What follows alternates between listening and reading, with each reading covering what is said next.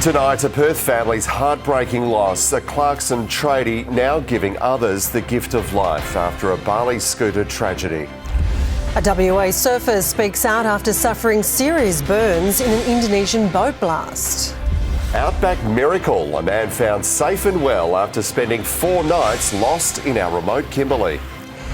A huge manhunt in Germany after a stabbing rampage at a festival leaves at least 3 dead.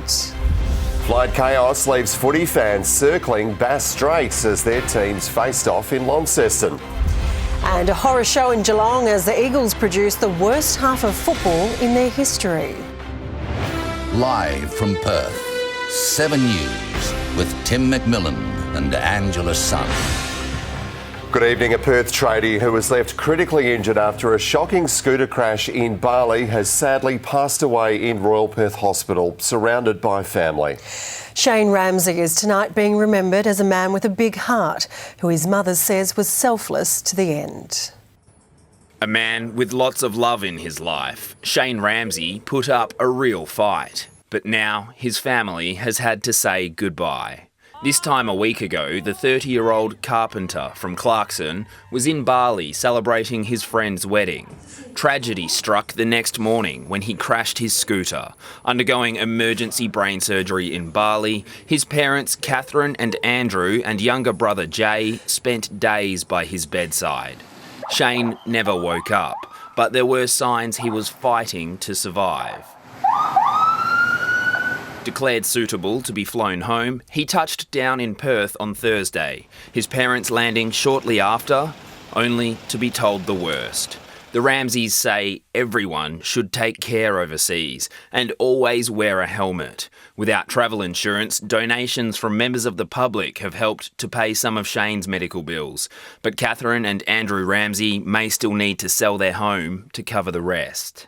Shane Ramsey's parents have taken solace in the fact his passing has given others the gift of life, an organ donor. Catherine says her son was selfless to the end. The family also giving thanks to the selfless West Aussies who donated to help bring him home.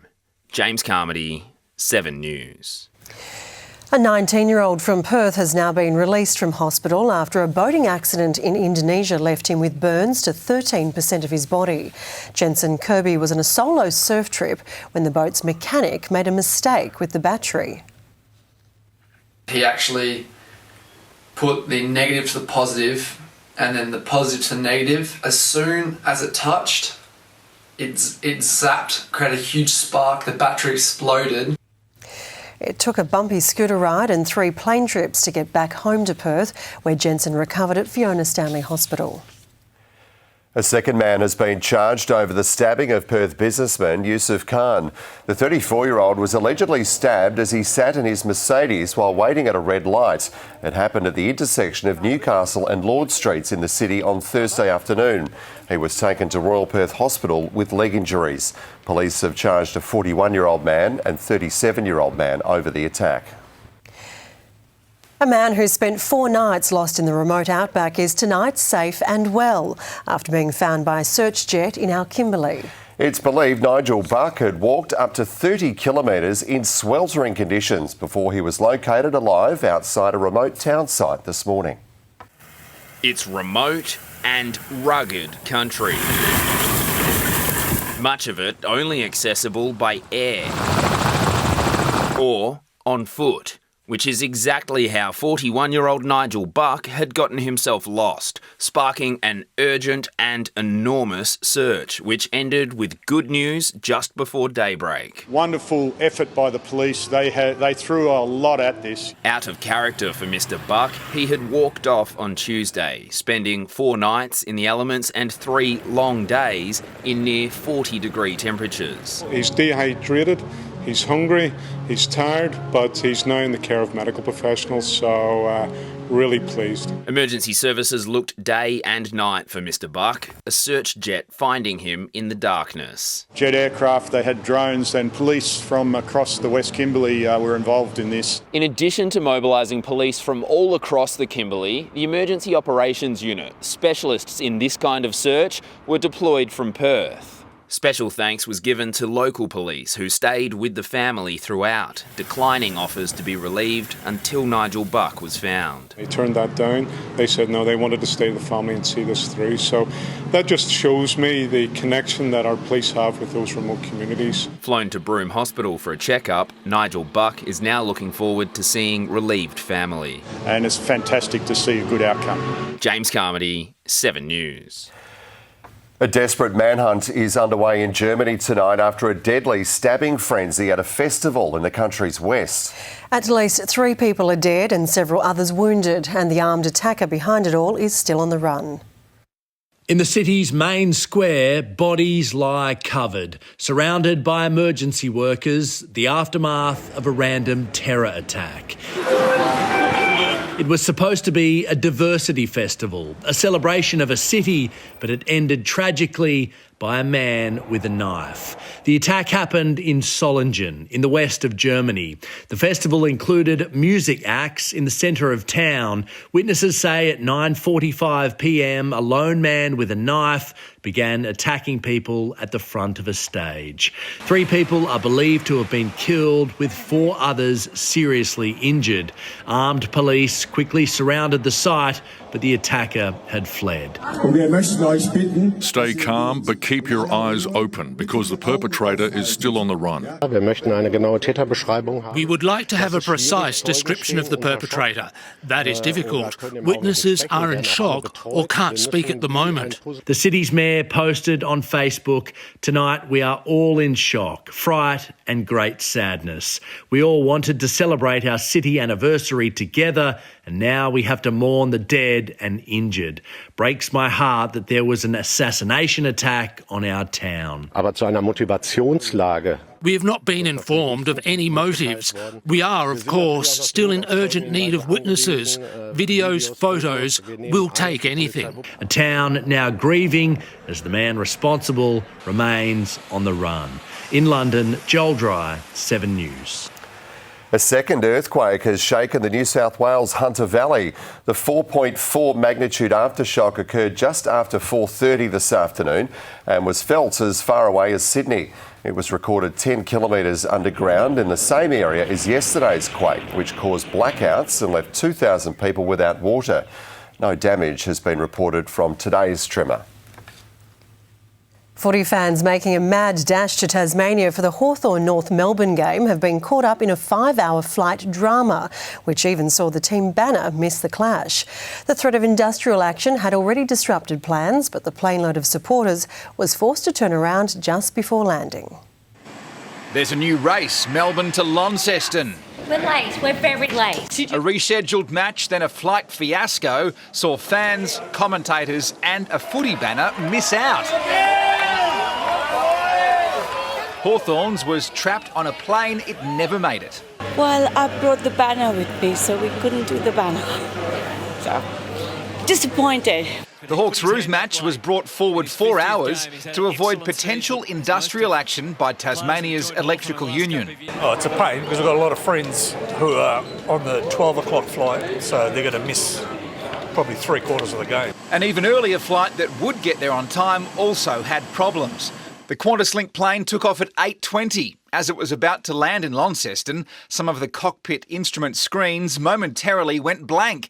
There's no engineering department in Launceston, so pilots returned to Melbourne. It was cleared to take off again just before midday. Sat in the plane, waited for some engineers to sort some stuff out, and then headed back over, Fox and Triple M footy callers were on board, also late to work.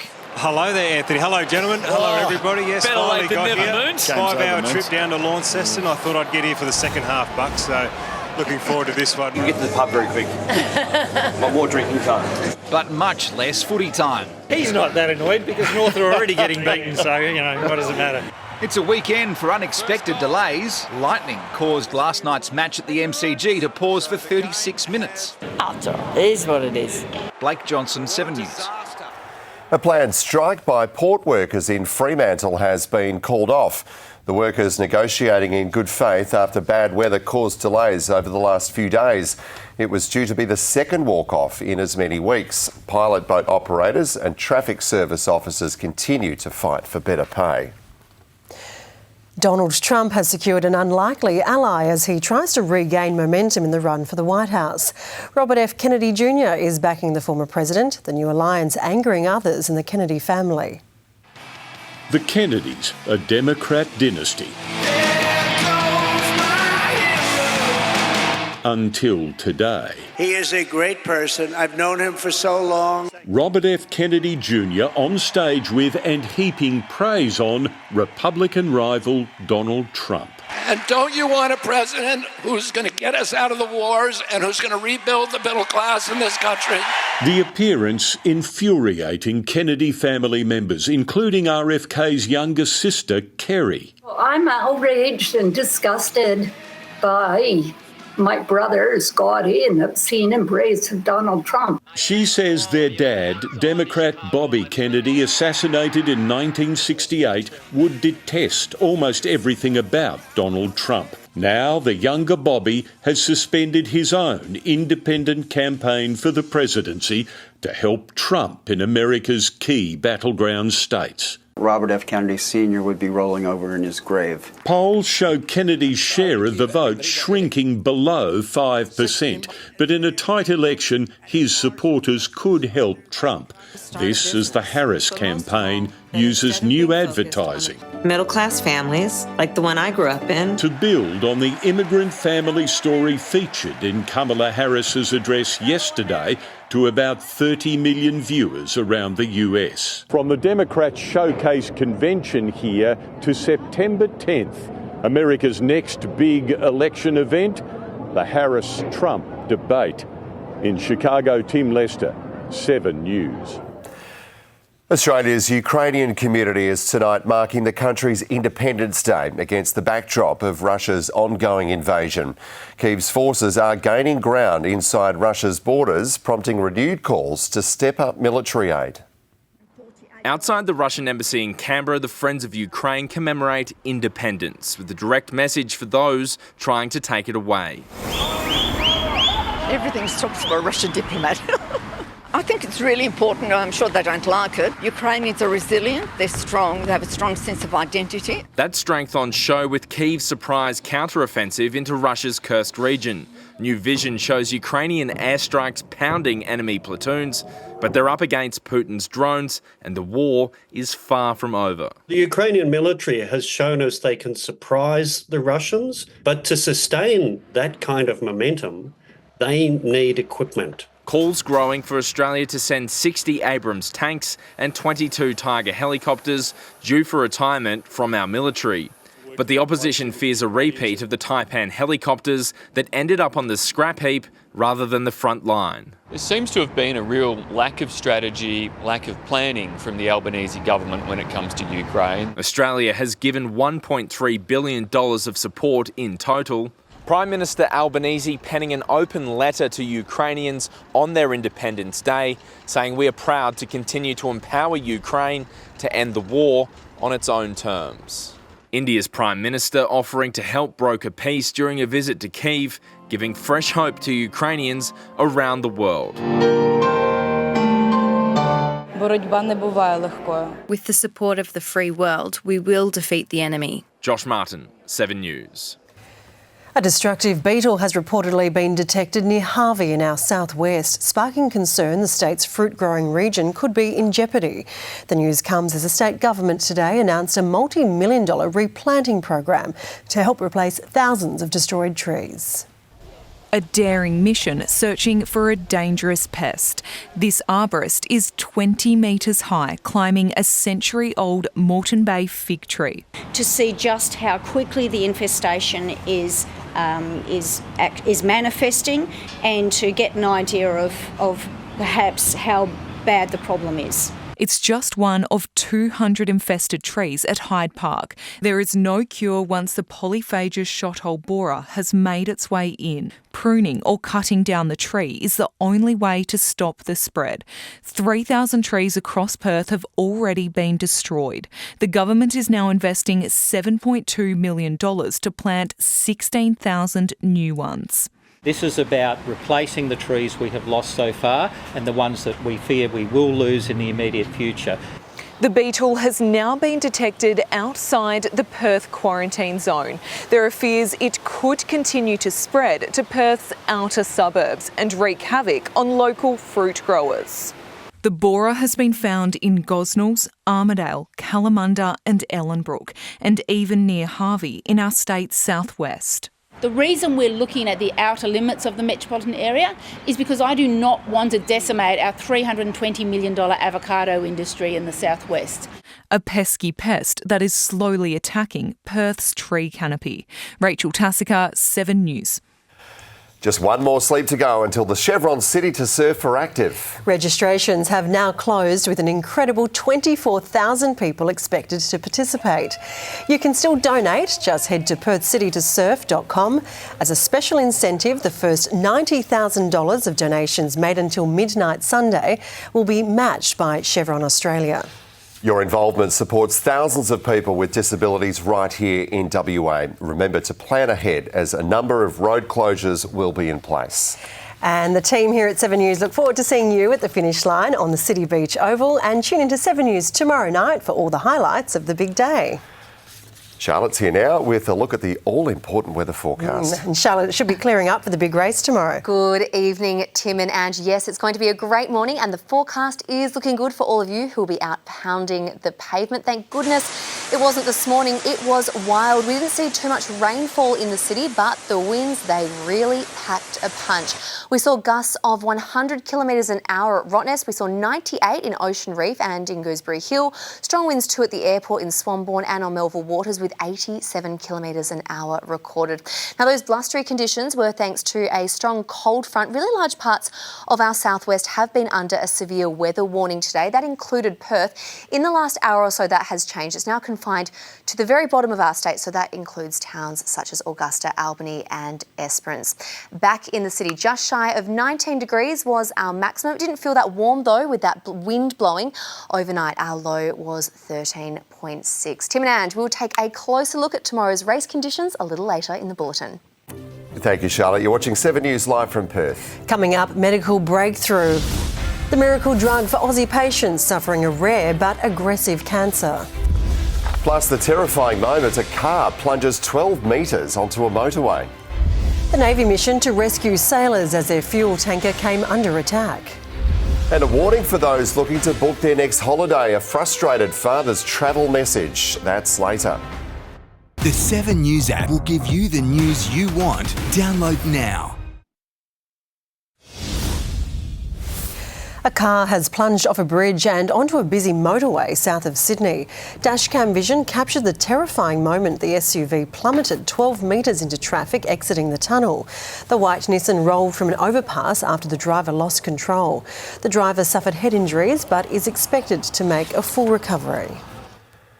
A miracle drug is offering hope to Australians suffering from a cruel form of cancer that targets members of the same family. The breakthrough treatment was too expensive for most patients, but now it costs little more than a cup of coffee.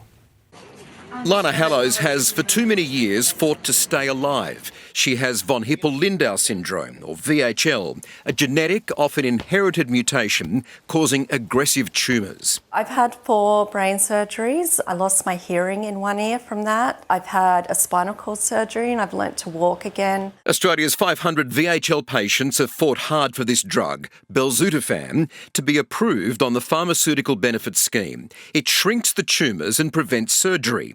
Overnight, news, the fight was won. Just overwhelmed, just absolute sheer joy. Belzutifan costs patients $12,000 a month, a staggering $144,000 a year. On the PBS, that cost per month will come down to just $31.60 or $7.70 on concession. We're lost for words, actually. It's so exciting. CEO of Neuroendocrine Australia, Meredith Cummins, led the fight with the politicians. It's going to make such a difference to so many lives. Ryan Harding's had 6 major spinal surgeries. His brother has the gene. His father died because of it. Now he has hope. Potentially no more surgeries are coming my way, and I have the opportunity to look forward to the future and actually start making some plans with my life. This wonder drug should be on the PBS by Christmas. This troll of a disease and it is a troll. It attacks you again and again and again, and it's relentless. This troll of a disease will be controlled. Michael Usher, 7 News. The final victim of Britain's Southport stabbing attack has been laid to rest.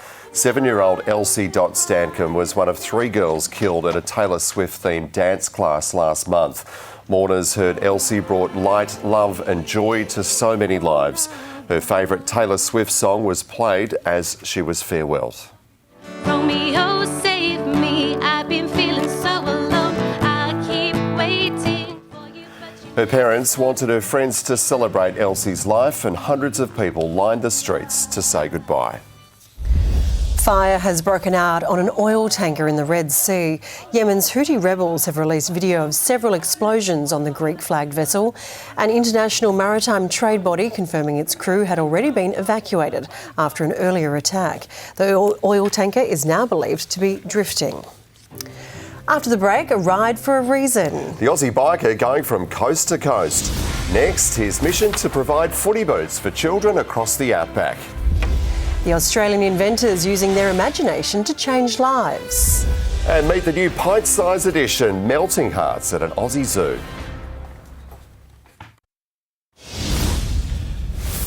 An Australian man is on a mission to provide footy boots to kids across our outback, raising money with a motorbike trip around the country. He's calling himself the Australian Forrest Gump. He took off one afternoon and just never stopped. An unplanned journey turned charity crusade. Paul Burke left his home in Geelong to see how far north he could ride in an afternoon. He stopped in Cairns. I just kept going, Forrest Gump style.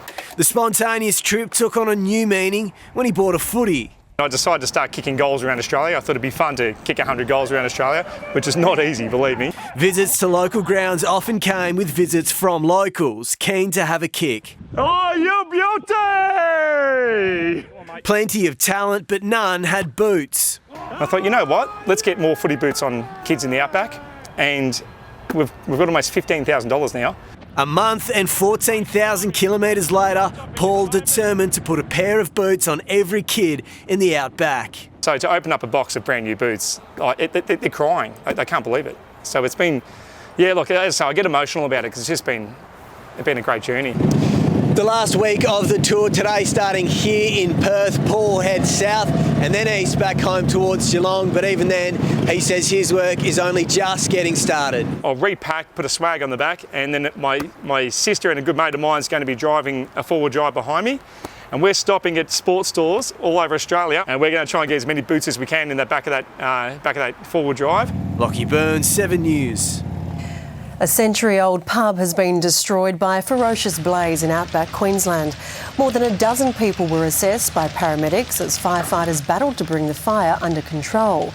The Baralaba Hotel's doors first opened in 1920 and had become a local institution in the small town near Rockhampton. It's not being treated as suspicious.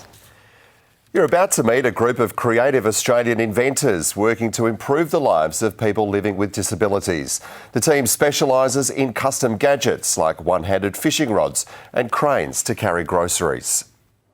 When Terry Hall unlocks his workshop, he also unlocks his creative juices. It's customised products that people can't buy over the shelf. A pool cue for a one-armed player, a gadget to pick up paper off the floor, even a claw to lift preserving jars out of boiling water, custom made for a keen cook with arthritis. We've had some notes back to say it's changed their lives completely. Now, his army of volunteers, known as TADSA, can continue its good work after receiving a $10,000 grant to help pay for materials. And they need every cent. They get more than 300 requests for unique devices each year. Nothing is off the cards, everything is unique, and we really only make one-offs. One of those inventions means Vicky McQueer can still take part in her beloved park run, despite a cruel lung condition. Her modified pram allows her to access critical oxygen supplies while on the go. Before I used to have to go on the road because the footpath was too uneven. This actually copes with it better. We wouldn't survive as a community without people that have got social conscience.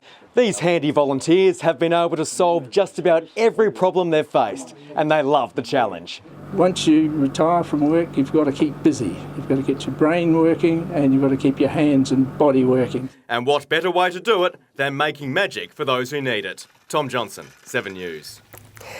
There's a big reason to celebrate at an Australian zoo tonight with the arrival of a rare white rhino calf. He's just the second to be born at Werribee in Victoria in more than a decade, and for keepers brings joy after tragedy. A heartwarming moment from a mother and son with a heartbreaking backstory. I can't stop smiling right now. There's always ups and downs in zookeeping. Things don't always go well. So when they do, you've got to really celebrate it. The southern white rhino calf arrived on Sunday, but for keepers, excitement was tempered by nerves. Mum Kapenzi inadvertently crushed her first calf born last year. After this birth, staff watched and waited and were relieved to see an immediate bond. It's just incredible to see her mothering instincts coming out. 11-year-old Kapenzi was hand-raised at the zoo after her mum refused to feed her. She had no experience around calves, but she's learning quickly and is protective. She'll give vocalisations and call the calf back. But like human offspring, doesn't always respond, but she's doing her best to shepherd it and keep it close to her. Already has got such an attitude. He's already kind of like, snorting and stomping and trying to, so yeah, he's going to be a real handful later on. The calf is not yet on public display, but in time will join the herd on the savannah. More importantly, he'll be part of a global breeding program with just 10,000 southern white rhinos left in the wild. Zoos have a responsibility to try and build the science knowledge around how to maintain and protect these species into the future. Kate Jones, 7 News. Very cute. Still to come tonight, website warning. What you need to know ahead of booking your next trip.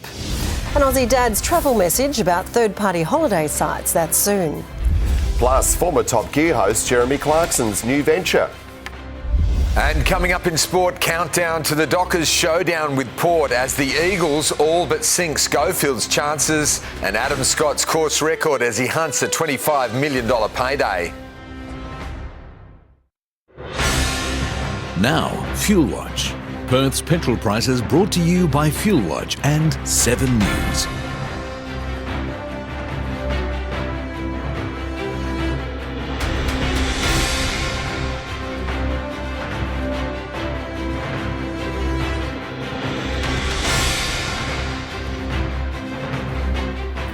British TV presenter Jeremy Clarkson is embarking on a new venture.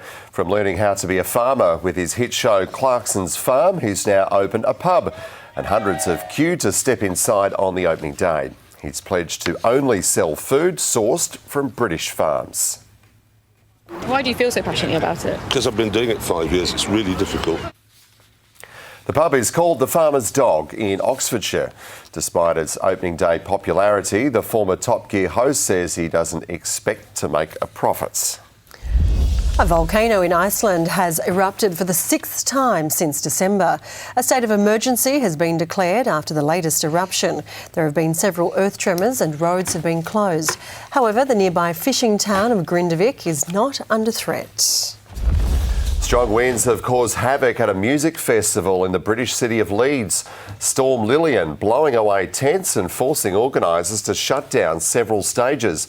Wind gusts of up to 110 kilometres an hour caused a few tense moments for a truck driver crossing a bridge. And at Heathrow Airport, there were several white-knuckle landings.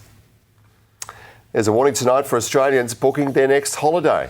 A frustrated father has been battling a third-party site for months after he double-booked a flight. The airline refunded the money within 24 hours, but he hasn't seen a cent. Las Vegas in December.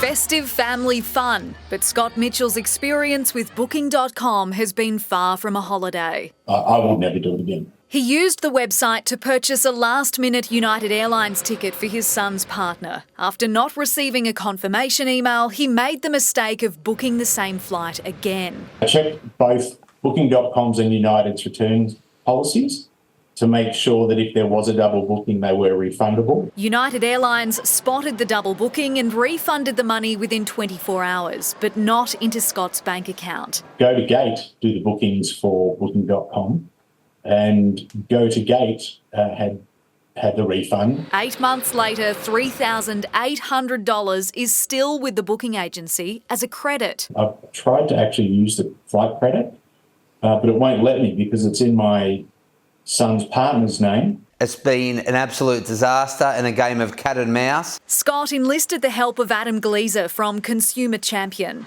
I have dealt with more cases than most people have had hot dinners over the last 4 years with this exact same scenario. Booking.com says in this specific instance they need to request a refund based on the terms and conditions that the airline will then need to authorise, which Scott says they already have. We have followed up to offer our assistance in this matter.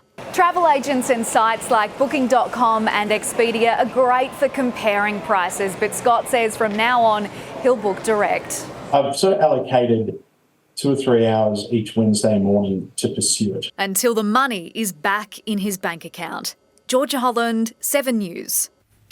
Barra's back with more sport. And Barra, what a tough way to finish the season for the Eagles. Wasn't it, Ange? Timmy, yes, it was almost predictable, I suppose, but the margin was a bit of a worry as West Coast kissed goodbye to another poor season. And now it's fingers crossed for this knee injury to a young star. As the Dockers say, it's Wharfie time. And Rory McIlroy throws away a $1,000 golf club.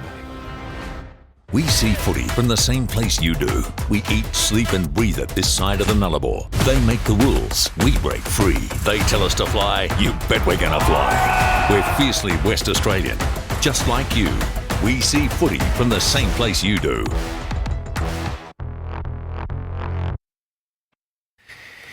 The West Coast Eagles produced the worst half of football in their history today to go down by 93 points to Geelong. Jeremy Cameron booted a career-equalling 9 goals, and West Coast are sweating on knee scans for young gun Brady Hoff. The Cats' top 2 hopes hinge on tomorrow's clash between Fremantle and Port Adelaide. Here's Anna Hay. Looking every bit the greatest team of all. An old-fashioned percentage booster for the Cats. They get the job done. The 93-point thrashing set up by Geelong's greatest showman, Jeremy Cameron, equalling his career high of 9. He's got 9! Geelong is never a happy hunting ground for the Eagles, but West Coast was under siege from the get-go. He just blazes away himself, Jeremy Cameron, and why wouldn't he? Schofield could only watch on as the Cats put his young side to the sword. Without Barich or McGovern, star forward Jake Waterman was thrown down back. It did little to stem the bleeding. The Cats booted 7 straight and had a 44-point lead at the first change. And looking dangerous for the Eagles. The second term was an even harder watch for Eagles fans. It's too easy. It's too good. Just too good, the Cats. The margin 100 points at the half. 7 kicks, 7 goals for Jeremy Cameron. And the Cats have kicked 17 in the first half. West Coast launched a comeback in the third and took back some control. Again, the Eagles get the opener of the second half. Retiring Cat Zach Tui joined the party, showing his appreciation to the fans. Advantage paid. Oh, they're up now. Because Zach Tui in his last game of the Cattery nails it. And the entire stadium is on its feet. But it was the Eagles who comfortably won the quarter with 5 goals. Half sends it deep. Cripps. There you go, Eagles fans. In worrying signs, young gun Brady Hoff was subbed out after this heavy collision. Sydney side's it doesn't look good from the side for Brady Hoff. It was clear in the fourth the Cats were hunting a top 2 spot. The Eagles were hanging for the season's end. Gee, that's unselfish. Gives it across to Manor, who just waltz in. To their credit, West Coast hung in there, but Harry Edwards had his work cut out for him on Jeremy Cameron. Not too much angle, just jogs back to the centre, a slight fist pump. Cameron knew it too. He gave Edwards a clap after the youngster took an intercept mark. Really well done and supported by Jeremy Cameron in that attempt. Mid-season recruit Jack Hutchinson was a rare highlight for the day. Good finish. Eagles have not gone away in the second half. The only blow for the Cats, Tom Stewart, was subbed out with hamstring tightness. Anna Hay, 7 News. And Eagles caretaker coach Jared Schofield, well, he's all but resigned to the fact he may now not get the job on a permanent basis. I've stated before, I've really enjoyed the opportunity that was put on me to lead the club, and as I said, I've said it all along, just want to be in a position to try and help the team to be better and keep taking steps forward. And I think we've done that in small parts. It's hard when you only got 6 weeks to obviously put a real influence on it, but I think we've shifted the axis a little bit. There's been some real honest conversations around how we want to go about playing the game and what we want to be seen to as a West Coast team. So I've really enjoyed it. We'll take a lot of learnings from the game, and when you have to flip the magnets around a bit too, you unearth some players, and we saw that with young Hutchinson going into the middle, young Dewar on the wing, Ryan Marrick comes and goes back. So yeah, some positives that we walk away with, but also a lot of learnings for us moving forward. We knew we were going to be a bit undermanned with not having McGovern in the side, and Brass hasn't been there for the last 6 weeks. So we knew we were going to be challenged in that space, and unfortunately we were winning enough ball going forward and sometimes off clearance, but the ball was just coming back with interest. And when you don't win contests forward of the ball and you don't get your defence in behind right, well then good players are going to step up, and they had Cameron, the list goes on. And it all goes on the line for Fremantle tomorrow when they take on Port Adelaide in the final game of the home and away season. The Dockers require Carlton to lose to St Kilda or the Bulldogs to go down to the Giants, and then they must defeat Port at Optus Stadium to secure a spot in the 8. If Port wins, they'll be guaranteed a top 2 finish and 2 home finals. And of course the game is live and free on 7 Mate from 4 p.m. Hawthorn locked up a stunning final spot with a huge win over North Melbourne today. The Hawks piled on 10 goals in the final quarter, notching their highest score and biggest win of the season. Finals bound for the first time in 6 years. The Hollywood Hawks celebrating after the siren in style. How big are you prepared to dream this September, Hawthorn? I think when you get belief in a group and you're so consistent with how you go about things, I think the players deserve an enormous amount of credit for what they've put out on the field. A 124-point thrashing with 9 Hawks booting multiple goals. Nothing was going North's way. Jackson Archer subbed out at quarter time with a hamstring injury. Tristan Cherry finding himself in hot water after this blow to Lloyd Meek as the Hawks continued to work their magic. And they can stroll in for another. A little too generous that time, the Kangaroos. Jai Simkin booting 3 of North's 7 goals. We're just a bit banged up. We've got some sore boys, and hard when there's sort of not too much to play for in the last couple of years, couple of weeks, sorry. Not the way Liam Shields would have hoped to go out in his final game. His former side now face a nervous wait to see their opponent for their first final. For the next 24 hours, we get to reflect and look backwards and be pretty proud of what we've achieved as a club to get to this point at this stage. Kate Massey, 7 News. And Demons star Cozzy Pickett's been whacked with a 3-game ban for this hit that left Darcy Moore concussed. The Dacos brothers combined for 80 touches last night, 2 goals and probably 5 Brownlow votes, while landing a key forward will be the Pies' off-season priority. We'll sit and watch finals with a bit of a sick feeling in their guts because we want to be playing finals this time of year. Yep, Simon Goodwin is confident Christian Petrarca will stay at Melbourne, despite admitting he's yet to sit down with his star to discuss his future. And Dustin Martin has farewelled the Tiger Army, and the superstar was given a rousing reception at the MCG this evening. Yeah, pretty emotional and just it's pretty surreal. It feels a little bit weird. I think after today it'll probably really sink in. As everyone knows, I love the club so much. I love you all so much. I'm going to miss the place so much. Just so grateful to be a Tiger.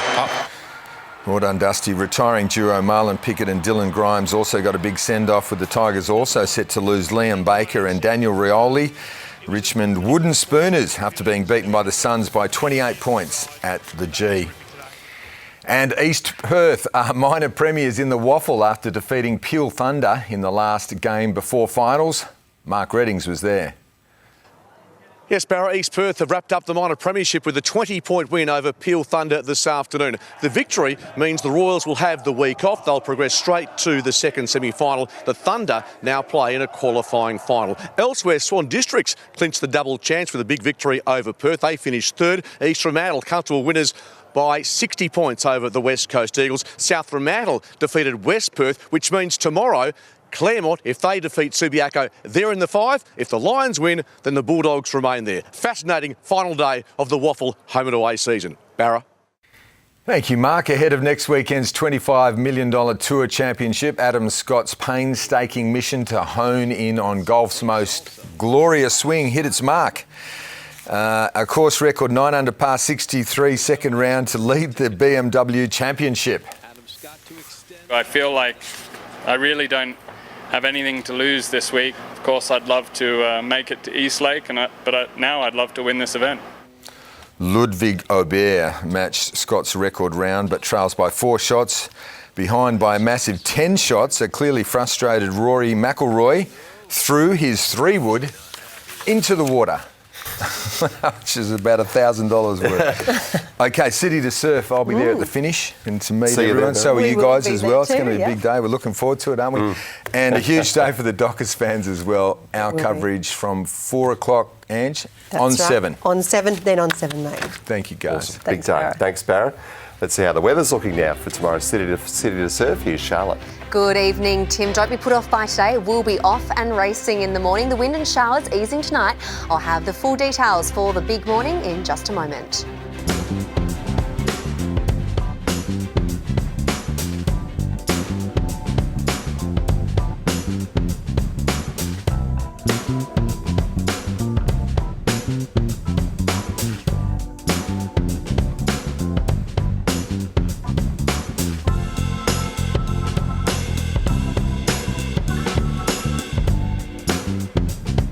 The 7 News app will give you the news you want every minute of every day, including breaking news alerts. Download the 7 News app now.